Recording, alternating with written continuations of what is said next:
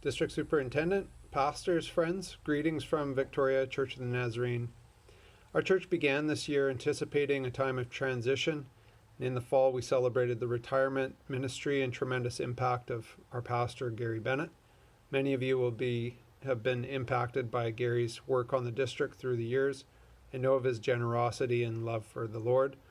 And so our people in typical Victoria Nazarene style put a lot of work and preparation into this celebration. And if I can brag a bit on behalf of our people, I think we did a bang-up job in honoring Gary and Cheryl in October. The celebration was quickly followed by recognizing our executive pastor, Heather Prendergast, and sending her and Steve, her husband, off to their new work in Alberta. Heather had served our church for 5 years on staff, and her ministry to us really set us up for the time that we're in now.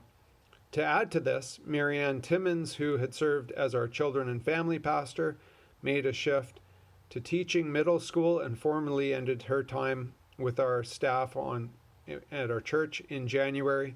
And Marianne has poured herself into our families and kids for 17 years, and we've been so blessed by her ministry to us.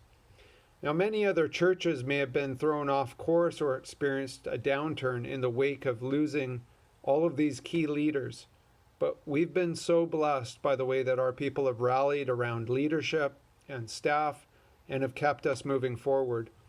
The establishment of a leadership team has been an essential component of our ability to take care of the business of the church, the administration, as well as supporting our staff and board members in their respective roles.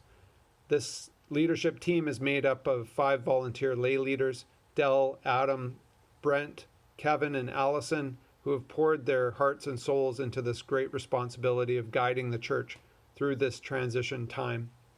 Sylvia Seibel came on staff as our children and family pastor and has encouraged our kids and families to connect with each other and with God.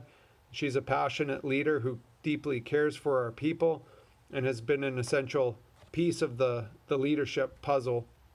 And then Dr. Dave Neal responded to God's call and reached out to us last summer to see if we needed any help. And the answer was an overwhelming yes, we need help.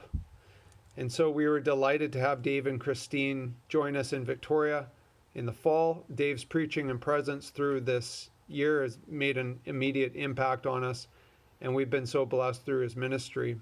So blessed, in fact, that we convinced Dave to commit to a longer term and move to Victoria as our preaching pastor. I've continued to serve as one of the points of pastoral care for the congregation, but to be honest, our people have rallied together and cared for each other, especially during COVID. Some have even commented that the church is being the church. Imagine that. Whether it's through our pastoral care team or our incredibly compassionate secretary, Sherry Eisenhuth, or just our lay people responding to a need, we've blanketed our people in love. Our congregation has reached out to provide meals and send cards and make phone calls, and through this time we've been encouraged by the ongoing connections that have been fostered and maintained through online services or Zoom meetings and Bible studies, or even just simple phone calls. Many of our people have commented on how they've felt so blessed in this time to be supported and cared for by the church.